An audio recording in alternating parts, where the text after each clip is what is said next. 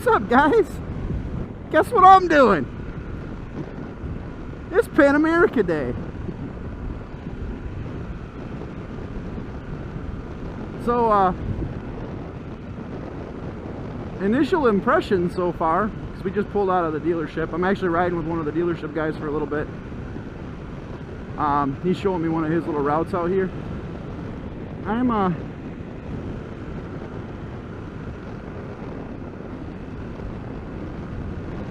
kind of digging it.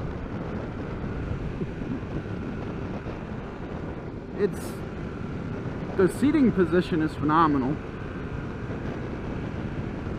The wind protection is great.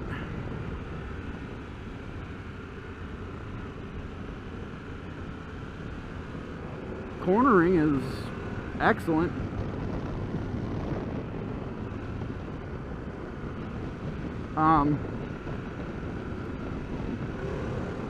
The controls are a little bit, as far as like the buttons, they can be a little weird to reach, like especially the cruise control and things like that, the high-low beam. I'm not a big fan of where some of the stuff is at, but it's not terrible. But yeah, I mean, so far so good. But this engine definitely makes good power. The seat is phenomenally good.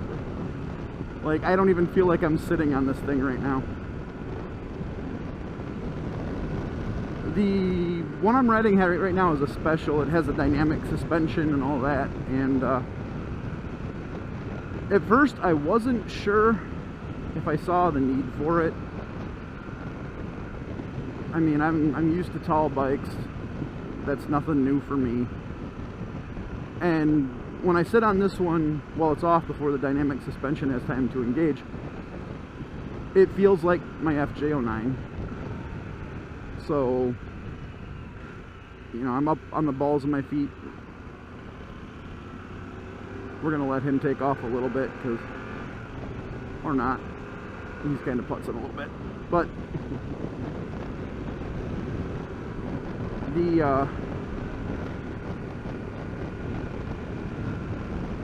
when it settles down and into its low position, I'm not gonna lie, man, I kind of wondering how I lived without that for as long as I have.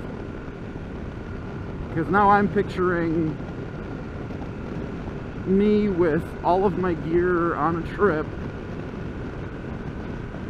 and how much, you know, you guys know, if we take off on bike trips, that weight between the side boxes and all of our stuff, it can get pretty tanky. And, you know, you pull up to some stops and it can feel a little bit overwhelming sometimes, and, you know, especially when you're tired. With this thing settling down the way it does on the dynamic ride height, I could see that being a huge advantage. So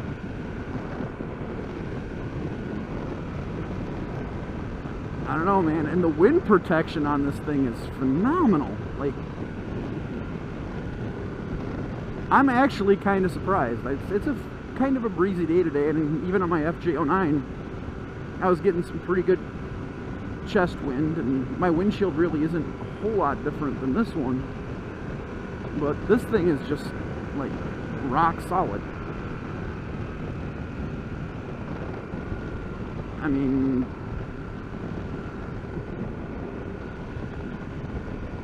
I'm really shocked at how good Harley Davidson pulled this off. And this motor is bloody brilliant. I mean, unfortunately I gotta follow a guy that's on a full cruiser, and I can't really push it too hard till later.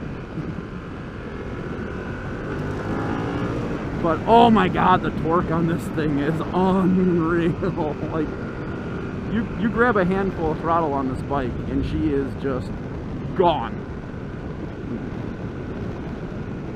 I mean, my FJ is pretty damn quick, but this thing's definitely very spirited. The other thing I'm noticing is my right arm isn't going as numb.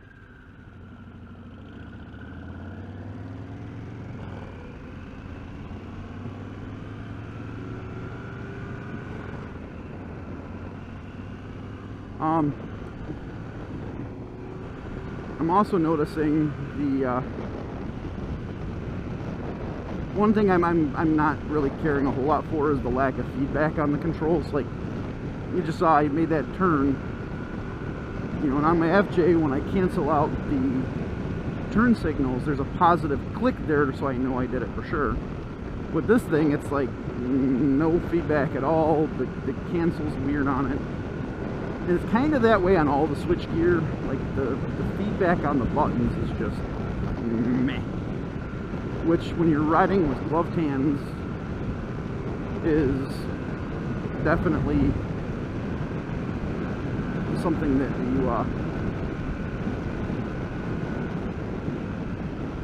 you appreciate. It's a good solid click whenever you push a button, or that good tactile feel. Not a deal breaker by any stretch of the imagination, but definitely something.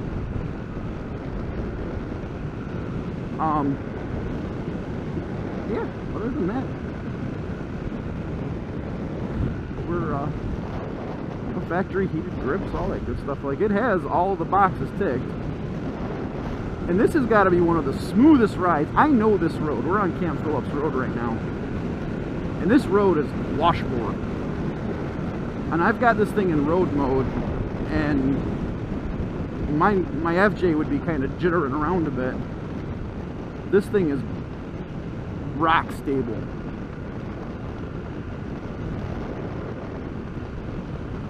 Like, I am utterly impressed with how that dynamic suspension handles this.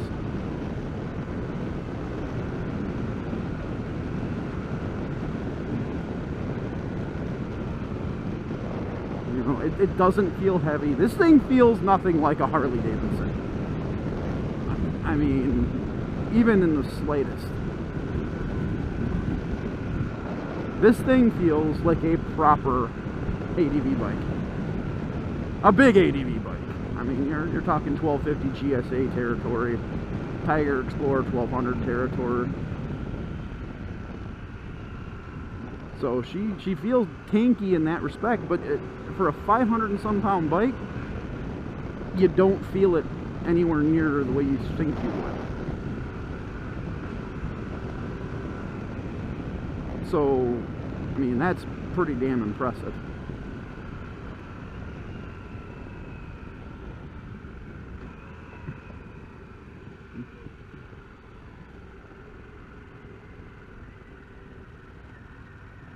You're good, dude.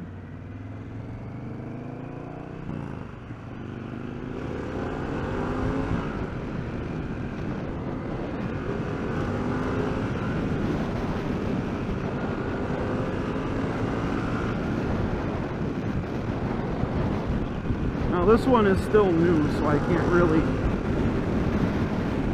Alright, somehow I managed to... There we go. That would get annoying, because if you look,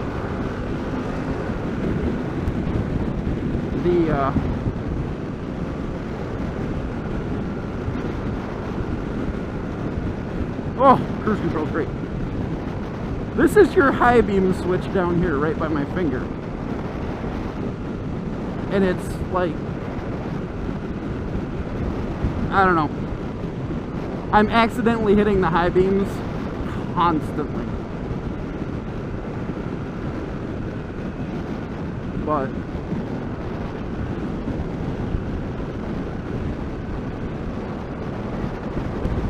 other than that, I mean, all the gripes I've got are very minor. Overall, I could see myself putting a lot of miles on this. Like, it's smooth, it's comfortable. Like, this is the most comfortable bike I have ever sat on out of the factory, without modified seats and all that stuff. I mean,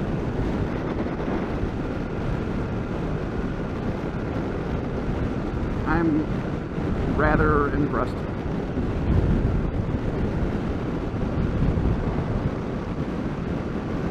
So, yeah, I still need to go ride the 1250 GS8, the new one, but I'm seeing a Harley in the near future. I really want to get this off-road. I can't do it on the demo day, but let's be real, if I buy this thing, I'm chucking her down some fire roads and we're going to really put her to the test. This one does have the laced wheels and stuff. I'm not crazy about the orange and white paint, not going to lie. They've got a few other color options, like the vivid black, that's much better.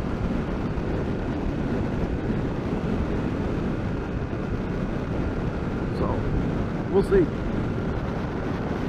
But yeah, the Harley Pan America, it's shockingly good. You know, I'm not a Harley guy. I mean, there's never really... I have nothing against the motor company, let's get that clear. Nothing against Harley Davidson, but they just don't build stuff that I like. And this was 180 from anything they do. And I was prepared for them to falter. But the upper brass that usually messes up everything, let those brilliant engineers, and they have some brilliant ones. I mean, I'm a Wisconsin boy.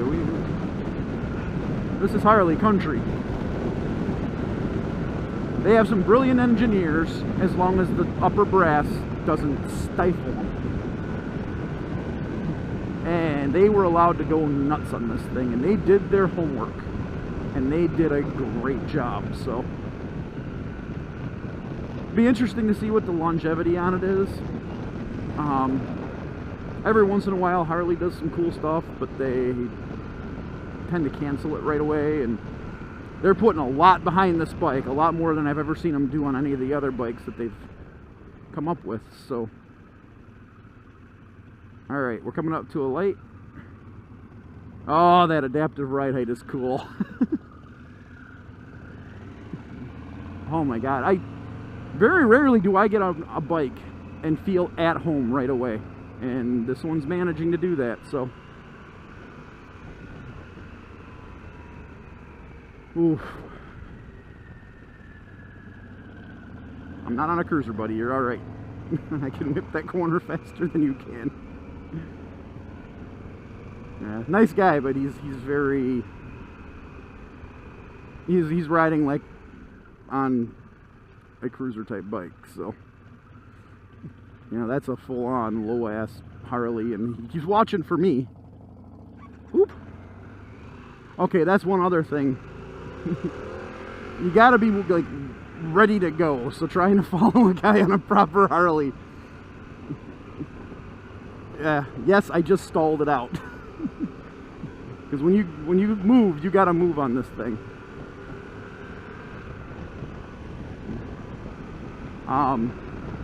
It doesn't like to putz.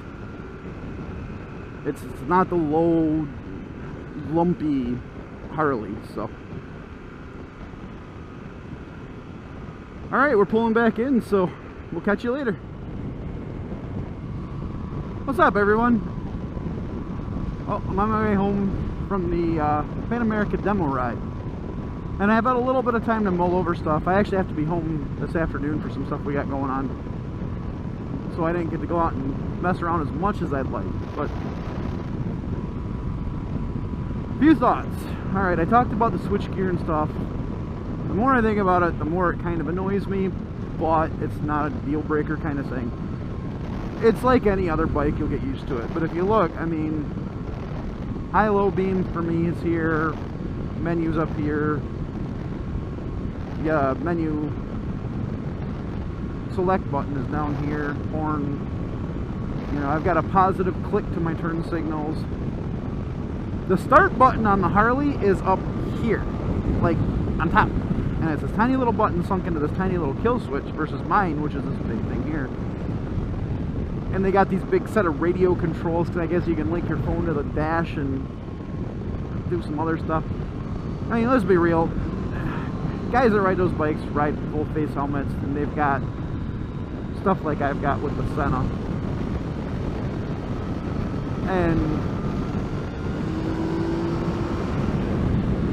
they're not going to be using that integrated stuff. I mean, it's cool, I guess, but they definitely did have some Harley approaches to the bike because they're used to doing their thing,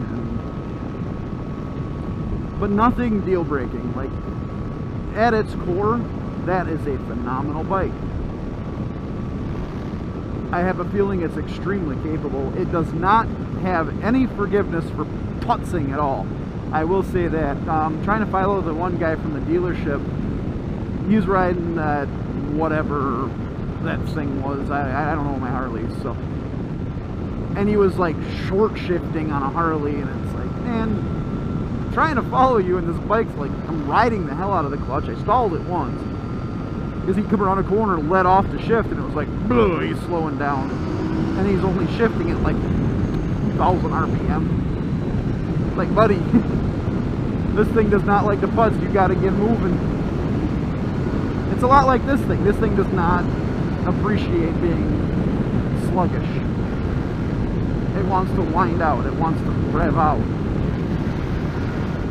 It wants to play. But you can get, once I got it away and I could actually ride it the way it's meant to be ridden, oh man, phenomenal. Guys, if you're looking at these adventure bikes, these big ones, definitely give Harley a shot. The little niggling things that I don't really care for are very easily overlooked. So, alright, I'm going to enjoy some twisties. I'm out.